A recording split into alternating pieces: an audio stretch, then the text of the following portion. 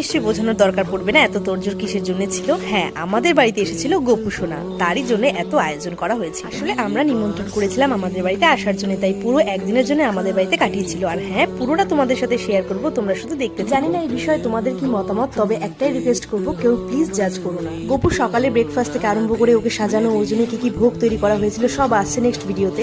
দেখতে হলে এক্ষুনি সাবস্ক্রাইব করে দাও আমার চ্যানেলটাকে, আর আমার জন্য না হলেও শুধুমাত্র গোপুর জন্য এই ভিডিওটা অনেক অনেক শেয়ার করে দিও সকলের মাঝে। সবাই বলো রাধে রাধে।